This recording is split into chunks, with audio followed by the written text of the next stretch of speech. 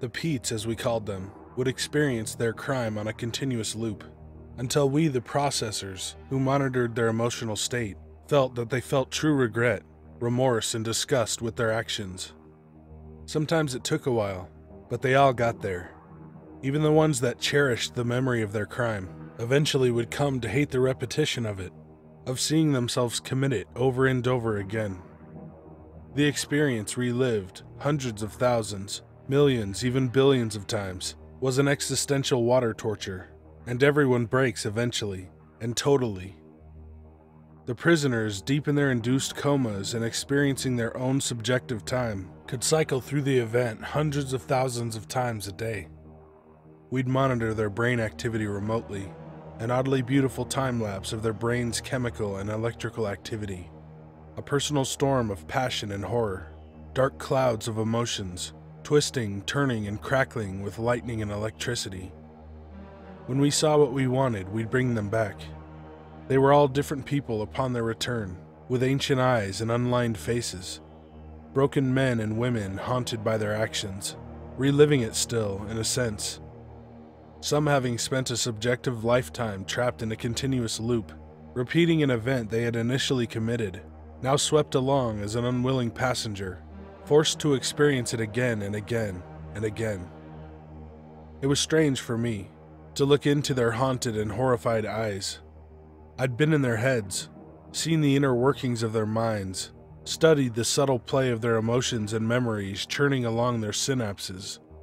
Now I was on the outside again, forced to communicate with them on this basic level and limited bandwidth, exhaling sounds at each other, flapping lips, teeth, and tongues.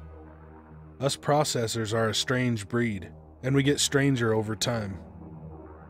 This subject was no different than the rest. Upon awaking from the induced coma, he burst into tears, sobbing uncontrollably, racked with pure and profoundly heartfelt horror at what he had done, and desperate for relief to no longer be experiencing it, an assault ending in homicide. I watched the simpler and less beautiful storm of emotions, micro-expressions, and moisture play across his face, listened to his sobs and expressions of sincere regret for what he had done, and his relief that his torture had ended. "But it's not over," I replied. "You relived your crime 718,487,321 times before you showed true regret, disgust, and horror at your actions. Now it's time for the second half of your sentence. You're going to experience the crime the same number of times from the perspective of your victim." I watched his eyes widen in dawning comprehension and horror as I reached for the switch that would put him back under. And then, with the flick of a finger, I once again summoned the storm.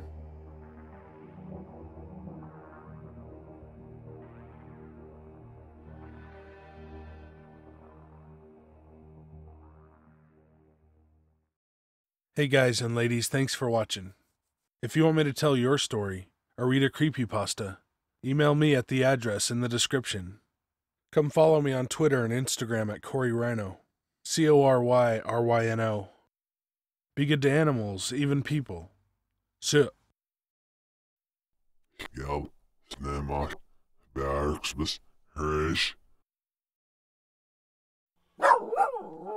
What? What is it? I don't see anything.